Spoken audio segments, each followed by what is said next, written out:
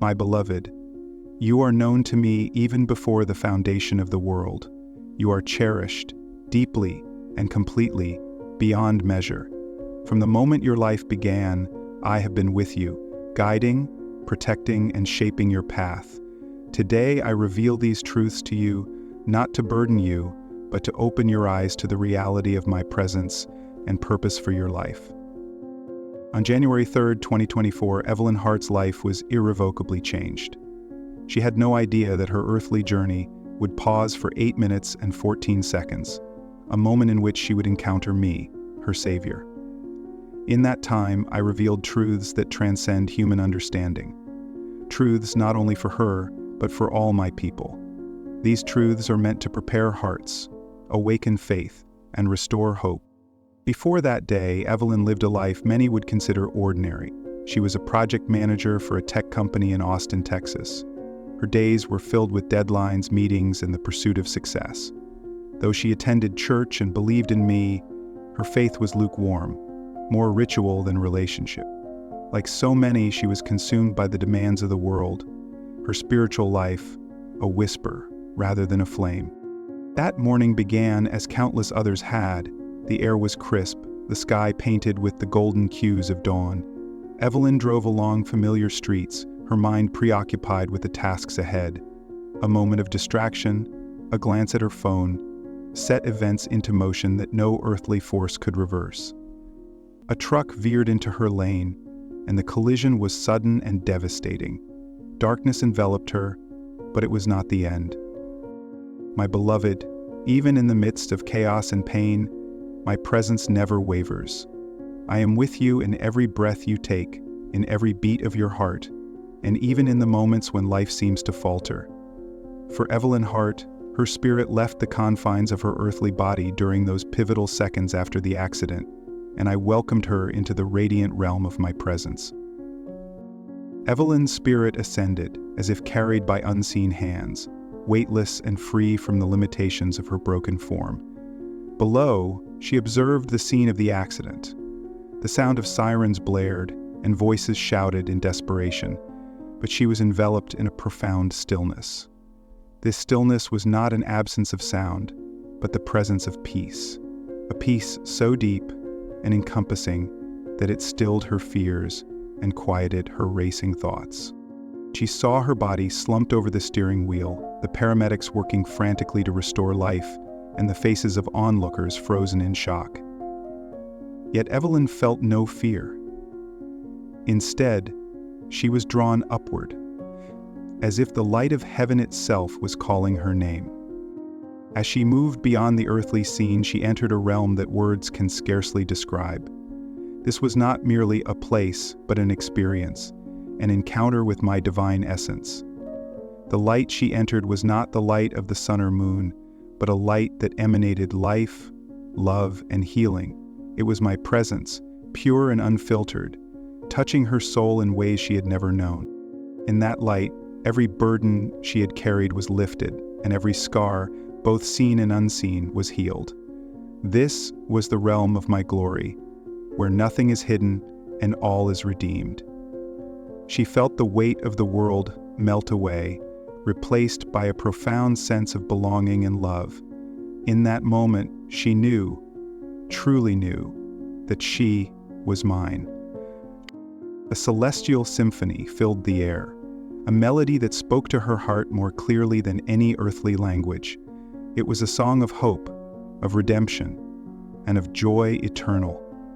The harmony was not merely heard, it was felt, resonating in every part of her being. It was my voice, my invitation, calling her deeper into my presence. And then she saw me. I stood before her, radiant in a way that no human eyes could fully comprehend. My love for her was evident in every gaze, every word, every moment we shared. I called her by name. Evelyn, my child, you are precious to me. There is much I must reveal to you. In my presence, time seemed to stand still, though eternity unfolded before her. She saw the reflection of my love in my eyes, a love that knew her completely, understood her deeply, and cherished her unconditionally. The questions that had haunted her heart no longer mattered, for the answers were found in the simplicity of my embrace. I extended my hand to her, and when she took it, she felt a warmth and power that filled her to the core. "Come," I said. "There is much to see, much to understand. Your life has been interrupted for a purpose greater than you can imagine. Fear not, for I am with you, and I will guide you." In that moment, Evelyn's journey into the mysteries of my kingdom began. She was no longer defined by the limitations of her earthly life, but was invited into the fullness of my divine plan. Together, we stepped into the visions that would forever change her heart and prepare her for the mission I had called her to fulfill. My beloved, the world is filled with light and shadows, and I reveal to you both so that you may walk with clarity and strength. As Evelyn stood in my presence, I opened her eyes to see the schemes of the enemy, the subtle deceptions that creep into hearts, masquerading as progress, security, and peace. These visions were not to instill fear, but to awaken vigilance, to prepare her and my people for what is to come. I took Evelyn's hand, and the light around us dimmed, not to darkness, but to a muted glow, as if a veil had been drawn. Before us unfolded the future, the world as it will be, not as it was meant to be. She saw cities humming with technological advancements, societies thriving on innovations that promised ease and prosperity. People marveled at their ability to connect, to communicate, and to create. The advancements seemed miraculous, yet beneath the surface, a sinister pattern emerged. "The enemy does not work in the obvious, Evelyn," I told her. "He operates in subtleties, weaving lies into truth, offering solutions that appear good but lead to destruction. Watch closely." She saw the rise of a global system, a network of technologies that promised unity and stability. There were innovations in medicine that could cure diseases, devices that could instantly translate languages, and systems that ensured equality in resources. People rejoiced at the convenience and efficiency, but they did not see the chains being forged. At the heart of this system was a mark, a requirement that promised inclusion but demanded allegiance. It was not branded by fire or ink, but integrated into the very fabric of life, embedded in technologies that people could not imagine living without. This mark was presented as a solution to chaos, a way to ensure security, streamline commerce, and eliminate corruption. But I showed Evelyn the truth. This mark, I said, is not just a tool. It is a declaration of loyalty. To take it is to choose the world over me. My children must be discerning, for the enemy will use every means to disguise his intent. He will appeal to their fears and their desires, offering comfort at the cost of their souls. Evelyn saw how the mark became indispensable. Those who refused it were marginalized, unable to buy food, access health care, or participate in society. Yet she also saw the remnant, those who stood firm in their faith. They faced persecution and hardship, but they did not waver. Their light shone brighter against the backdrop of deception. Evelyn saw the light had been dimmed for just a second by the darkness of despondency. I showed her the figure behind this global system, the deceiver himself. He was charismatic, a figure of unity who spoke words that resonated with all people. He promised peace and prosperity, quoting from holy texts and appealing to the deepest desires of the human heart. Yet his words, though sweet, were laced with poison. He twisted the truth, offering a counterfeit salvation that led only to bondage. By trying to defeat our system, he seems to have succeeded in a way no one has ever tried. "Pay attention to his words," I told Evelyn. "He will speak of unity but dismiss my name. He will offer hope but deny the cross. He will promise freedom but deliver enslavement. My people must know my word, for it is the sword that will cut through his lies." Evelyn watched as the world grew to adore this leader, hailing him as the savior of humanity.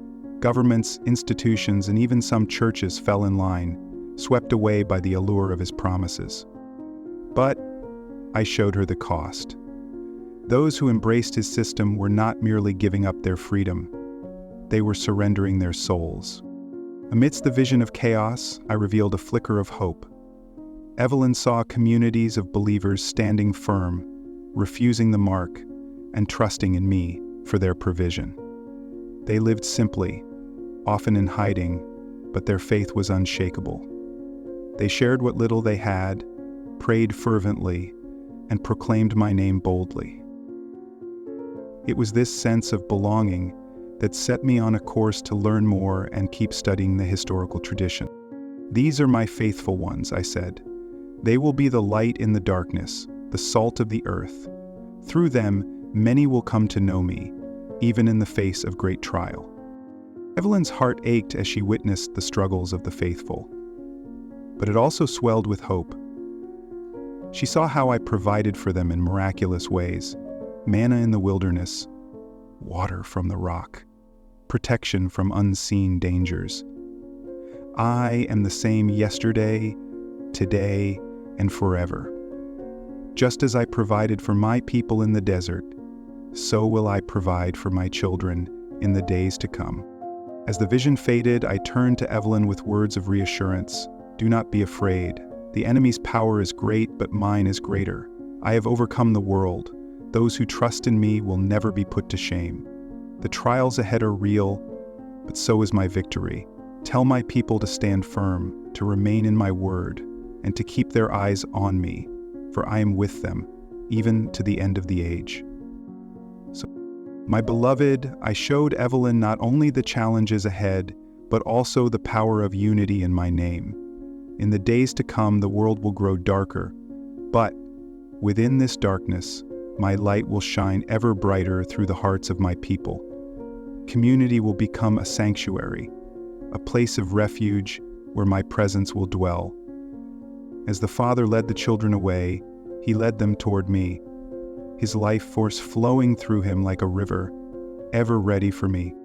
Evelyn saw visions of small gatherings of believers, meeting in humble homes, barns, and hidden places.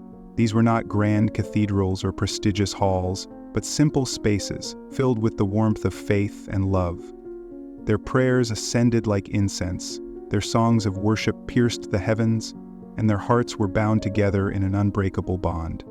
"These gatherings," I said to her, "are the lifeblood of my church.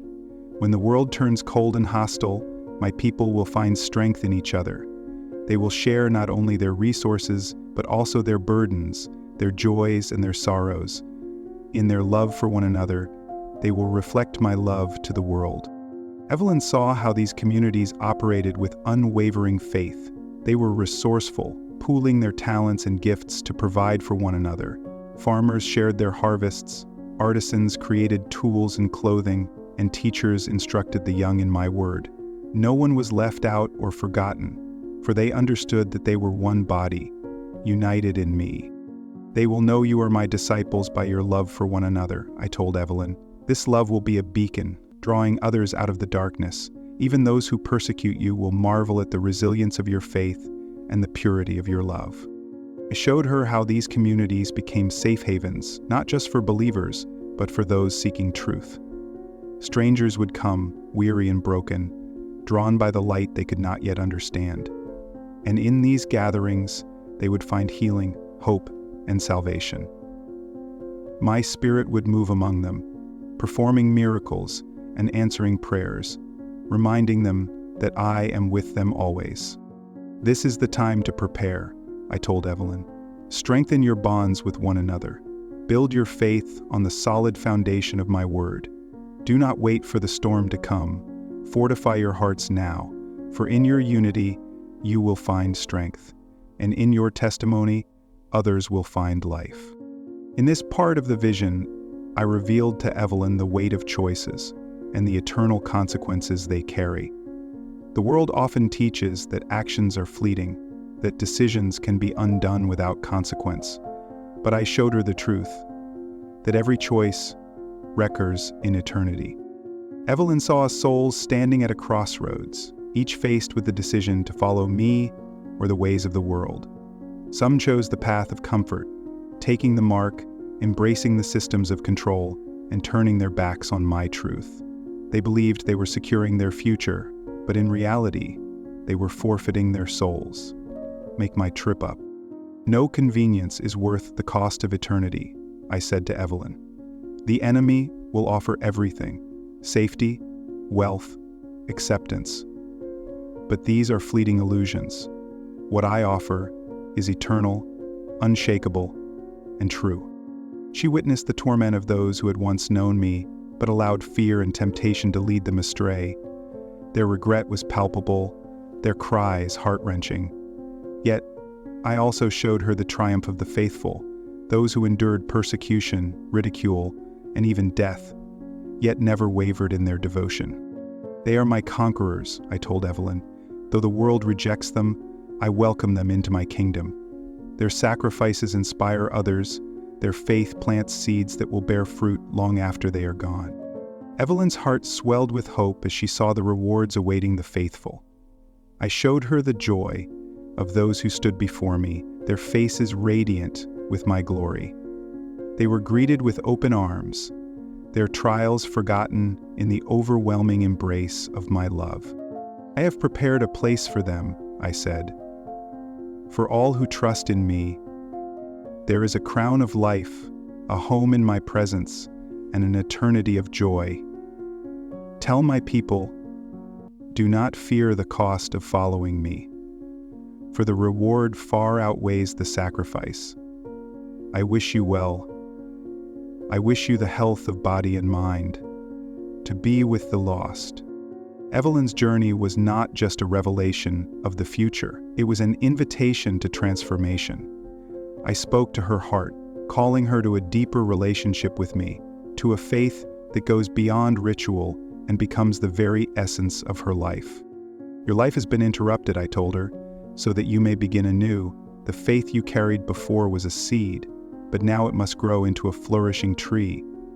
You must draw closer to me, not as a distant God, but as your loving Father, your constant companion. I showed her the importance of daily communion with me, not out of obligation, but out of love. Through prayer, worship, and meditation on my word, Evelyn began to see how her heart could be prepared for the trials ahead. I reminded her that faith is not passive, it is active, a living trust that must be nurtured and exercised. Build your foundation on the rock, I said. Do not rely on your own strength or understanding, for these will falter. Trust in me, and I will sustain you. Let my word be the lamp that guides your path, the shield that guards your heart, and the sword that defends against the enemy. Evelyn saw how small, consistent acts of faith, praying, forgiving, serving others, built a reservoir of spiritual strength. She realized that preparation was not about stockpiling resources, but about cultivating a heart that is steadfast, unshaken by fear or doubt. Encourage my people to do the same, I told her. Let them know that I am their refuge and strength, an ever-present help in trouble. As they draw near to me, I will draw near to them, filling their hearts with peace and courage. Finally, I revealed to Evelyn the hope that lies beyond the trials, a promise of restoration, not just for her, but for all my children. I showed her glimpses of my kingdom, a place where every tear is wiped away and every wound is healed. Evelyn, I said, the days ahead will be difficult, but they are not without purpose. The trials will refine, not destroy. They will prepare my people for the glory that is to come. She saw visions of a world renewed, a creation restored to its intended beauty. Rivers sparkled with purity, fields bloomed with abundance, and the air was filled with the music of joy. My children walked in perfect harmony with me and with one another, their hearts unburdened, their spirits free. This is my promise, I told her. For those who remain faithful, there is a crown of life. For those who trust me, there is peace that surpasses understanding. And for those who love me, there is a place in my kingdom prepared just for them. Evelyn's heart overflowed with hope as she saw the faces of the faithful. Radiant with my glory, their eyes filled with the light of eternity. She understood that this was not just a distant dream, but a reality I have already secured through my death and resurrection. Tell my people, I said, to hold fast to this hope. Let them know that no trial, no sorrow, no loss can compare to the joy that awaits them in my presence. I am the Alpha and the Omega, the beginning and the end, and I will bring all things to completion in my perfect time.